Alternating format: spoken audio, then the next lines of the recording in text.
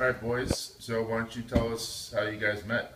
And who are you? And who are you? So I'm Jeremy, and I'm here with my buddy Tennessee Joe. Yeah. Joe and I have known each other for a few years, and Joe's got some interesting stuff to say on life. And Joe, we've had some great times. I can vividly remember our talks about life just on the beach. Saturday afternoon, you give me a call and say, "Hey man, let's go down to the Jersey Shore," and we get in the car, pack our stuffs, head down to the Jersey Shore. We set up camp there. I'd have my chair, you'd have your chair. We'd have a drink in hand and hanging out at the beach and just talking about life, talking about some of the hard knocks we've had in life, some of the successes, some of the failures, some of the good times, the bad. And you know what? I learned a lot from those talks, man. I learned a lot about you. I learned a lot about myself. I learned a lot about life. And I'm looking forward to learning more from Tennessee Joe. And tell people, who is Tennessee Joe? Well, first of all, I actually really appreciate you, Jeremy, where I actually have somebody I have found a connection with in this life that actually we can, I would call a really good friend. And we sat and we talked and we really connected. And I have a lot of unique ideas, and I just start bouncing them off somebody. and Jeremy, found them to be interesting. And you guys don't know Jeremy, but he's highly educated, graduated from Ivy League school, has his MBA. What is it? Biotech. Biotech. So he's a pretty smart guy, and put your mind to it. You could do it too. Anybody could do it. That's not my thing.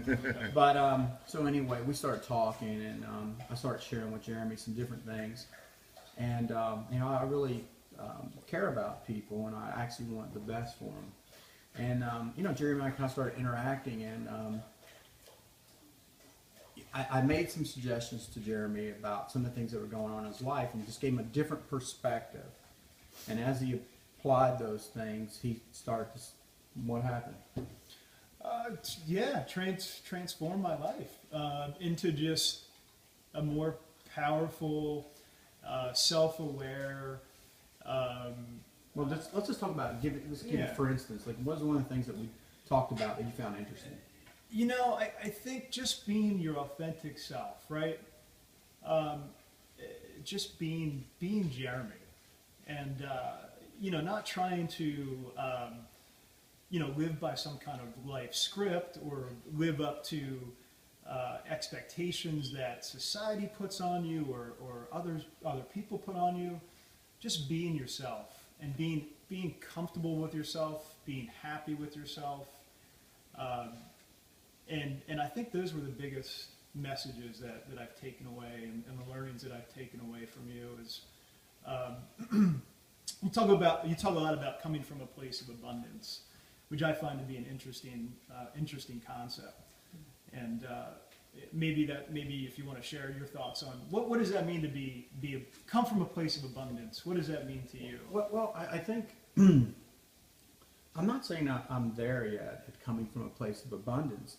I would say we had a conversation that what I came to realize in life, that there's only really two core emotions. Yep. And what are they? Which are the emotions of love and fear. Right. So basically, someone's either in a state of love, or someone's in a state of fear. That's the only thing that really exists. You're either coming from love, or you're coming from fear. Because I could say, what's the opposite of love, and what do most people say? Fear. That's probably not what most people say. They'll probably say hate. Hate. Okay. But hate actually comes from fear. Because when we're afraid of something, we're frightened. So we hate it because it's scaring us. So we want to kill it. Yeah. It's just human instinct. So out of fear, it's a fear of what? It's actually that we cannot find. It's not that it's lost. but we don't know where love is. Because, and the love is a word that we can talk about for quite some time, that when someone's in a state of love, they tend to feel, they float, they feel whole, they feel complete, they are full, you're abundant. So the problem is that people ascribe that feeling to someone else. This girl, oh my God, I only tell you something about it. The problem with that is that the person is assigning the other person that somehow they have this gift inside them, and that they're giving it to me. Yeah, right. The notion of that other person completes me. They have something that I inherently don't have, Correct. that I can't find within me, which is not true. Well, I wouldn't say they can't find with them. They believe it's not in them, and it's in somebody else. Right. They're automatically looking for the love of their life out here. Yeah. When in fact the love of their life is right here. Right. With them. As an abundant individual. Right, but that's not the way society has trained us to believe, that when I watch the movies or I read a book, it's some guy's lonely and depressed, or girl, and then they go out and find love. And hopefully I find it one day.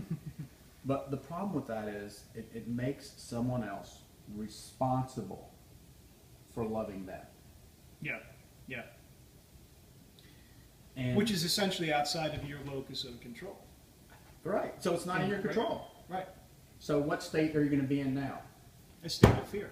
State You're of going fear. from it, right. So today, how many people are on anxiety medications, depression, and all the coping strategies to cope with being afraid? Yeah. So that's if we want to look at what does it mean to love, where is it, and it's not something that you have to go find. It's something that you just accept. Mm-hmm.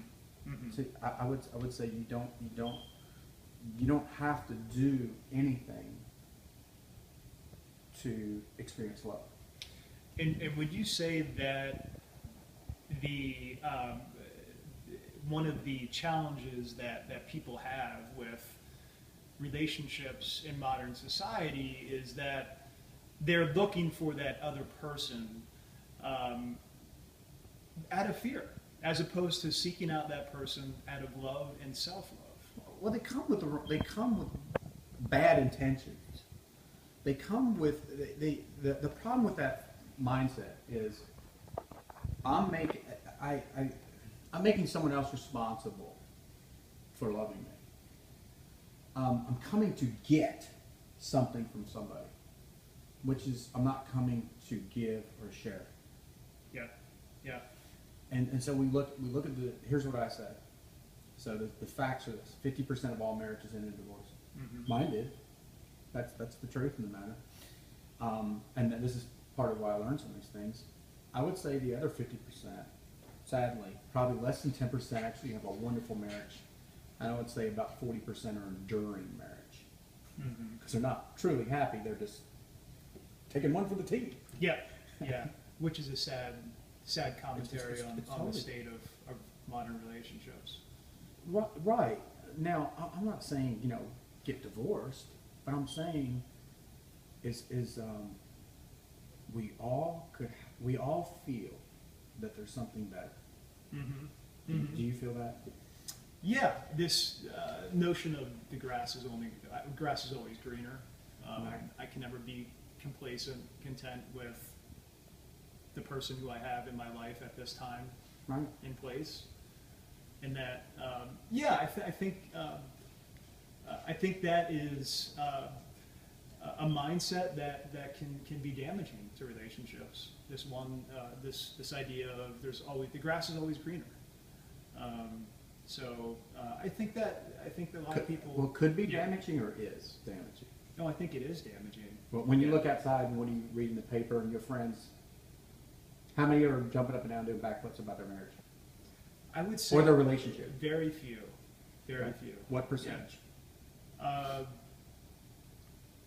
would say maybe 10% have what I would consider a really strong, Okay, so that, loving relationship. all right, so the grade's F.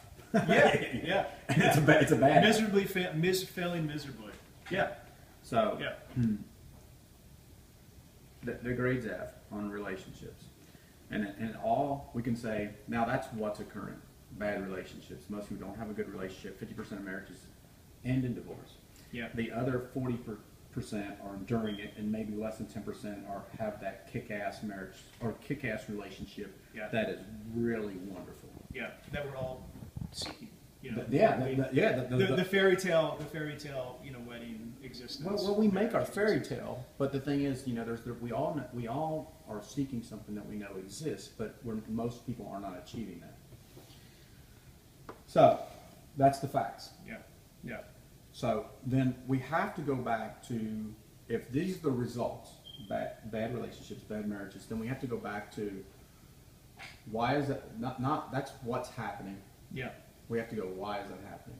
And I would say it comes back to the original premise was two core emotions. I can only be responsible for me. Two core emotions, love and fear.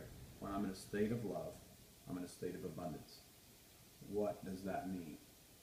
What does that look like to me? What does that feel like to me? To me, my perception. How you think could be differently, and I can respect that and may not agree with what but I'm looking for the most authentic, wonderful piece of what true love looks like.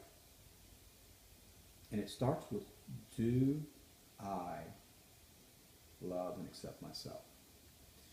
If I cannot do that with me, how can I do it with you? I may say I'm doing that, yeah. but actuality, I'm pretending to. I'm putting on a show, Right, right. which is all bullshit.